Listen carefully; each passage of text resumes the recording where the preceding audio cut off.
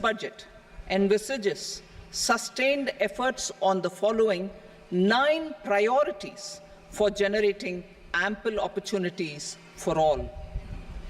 Number 1, productivity and resilience in agriculture. Number 2, employment and skilling. Number 3, inclusive human resource development and social justice. 4, manufacturing and services. 5, urban development. 6, energy security. 7, infrastructure. 8, innovation, research and development. And 9, next generation reforms. Coming to personal income tax rates, I have 2 announcements to make for those opting for the new tax regime. First, the standard deduction for salaried employees is proposed to be increased from 50,000 to 75,000 rupees.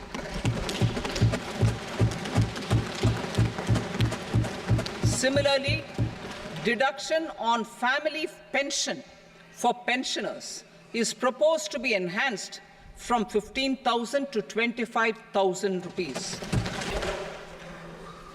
Second, in the new tax regime, the tax rate structure is proposed to be revised as follows: 0 to 3 lakh rupees, nil; 3 to 7 lakh rupees, 5%; 7 to 10 lakh rupees, 10%; 10 to 12 lakh rupees, 15%; 12 to 15 lakh rupees, 20%; and above 15 lakh rupees, 30%.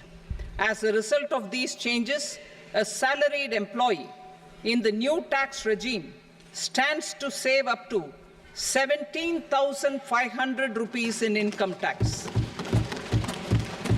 To improve social security benefits, deduction of expenditure by employers towards NPS is proposed to be increased from 10 to 14% of the employee's salary. Similarly, deduction of this expenditure up to 14% of salary from the income of employees in private sector, public sector banks and undertakings opting for the new tax regime is proposed to be provided.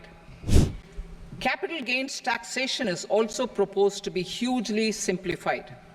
Short-term gains on certain financial assets shall henceforth attract a tax rate of 20%, while that on all other financial assets and all non-financial assets shall continue to attract the applicable tax rate. Long-term gains on all financial and non-financial assets, on the other hand, will attract a tax rate of 12.5%. For the benefit of the lower and the middle income classes, I propose to increase the limit of exemption of capital gains on certain financial assets to 1.25 lakh rupees per year. Listed financial assets held for more than a year will be classified as long-term, while unlisted financial assets and all non-financial assets will have to be held for at least 2 years to be classified as long-term. Unlisted bonds and debentures, debt mutual funds, and market-linked debentures, irrespective of holding period, however, will attract tax on capital gains at applicable rates. I have a couple of proposals for deepening the tax base. First, security transaction tax on futures and options of securities is proposed to be increased to 0.02% and 0.1% respectively.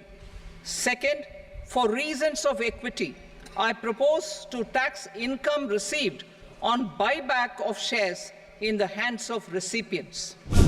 For the year 24-25, total receipts other than borrowings and the total expenditure are estimated at 32.07 lakh crore rupees and 48.21 lakh crore rupees respectively. The net tax receipts are estimated at 25.83 lakh crore rupees. The fiscal deficit is estimated at 4.9% of the GDP. Participation of women in the workforce through setting up of working women hostels in collaboration with industry and establishing creches. In addition, the partnership will seek to organize women-specific skilling programs and promotion of market access for women SHG enterprises. To bolster the Indian startup ecosystem, boost the entrepreneurial spirit, and to support innovation,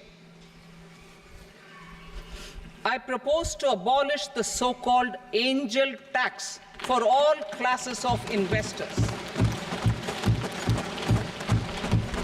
Precious metals. To enhance domestic value addition in gold and precious metal jewelry in the country, I propose to reduce customs duties on gold and silver to 6% and that of platinum to 6.4%. Urban housing. Under the PM Awas Yojana, Urban 2.0, housing needs of 1 crore urban poor and middle-class families will be addressed with an investment of 10 lakh crore rupees.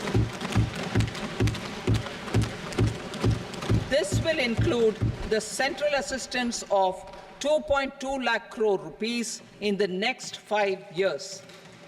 A provision of interest subsidy to facilitate loans at affordable rates is also envisaged.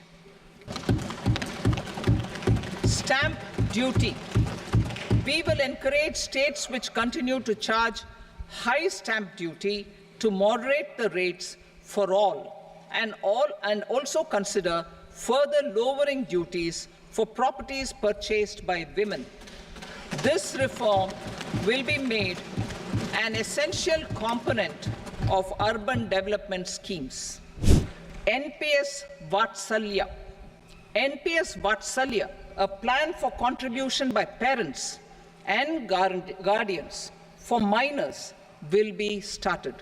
On attaining the age of majority, the plan can be converted seamlessly into a normal NPS account.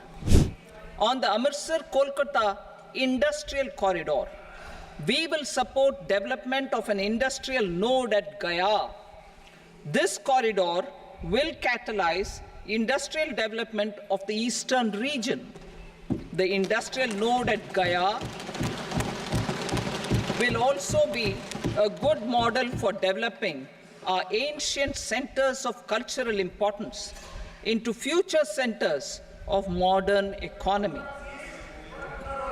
This model shall showcase Vikas B, Virasat B in our growth trajectory. We will also support development of road connectivity projects, namely 1. Patna-Purnia Expressway, 2. Buxar-Bhagalpur Expressway, 3. Bodh Gaya, Rajgir, Vaishali and Darbhanga spurs, and 4. Additional 2-lane bridge over River Ganga at Buxar at a total cost of 26,000 crore rupees.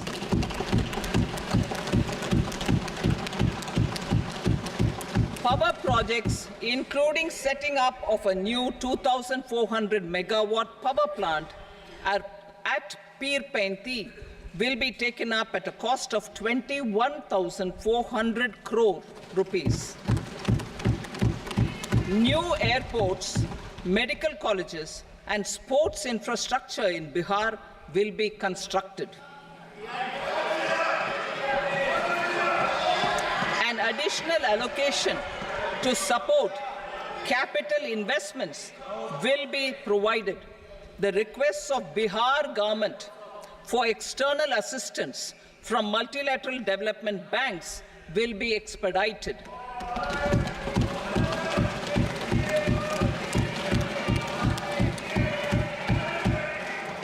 Andhra Pradesh Reorganization Act. Our government has made concerted efforts to fulfill the commitments in Andhra Pradesh Reorganization Act. Recognizing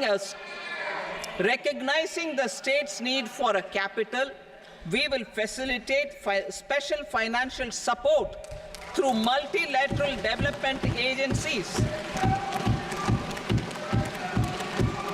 In the current financial year, 15,000 crore rupees will be arranged with additional amounts in future years.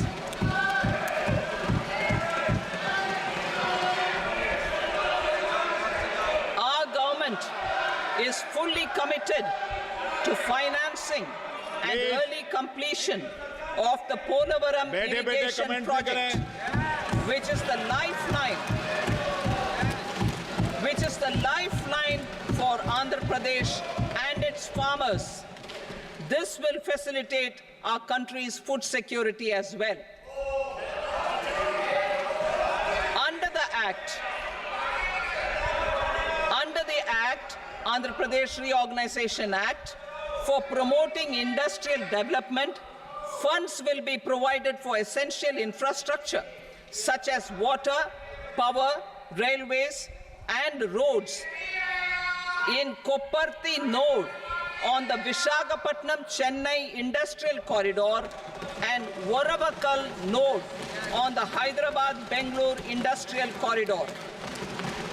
An additional allocation will be provided this year towards capital investment for economic growth. Grants for backward regions of Rayalaseema, Prakasham, North Coastal Andhra, as stated in the Act, will be provided.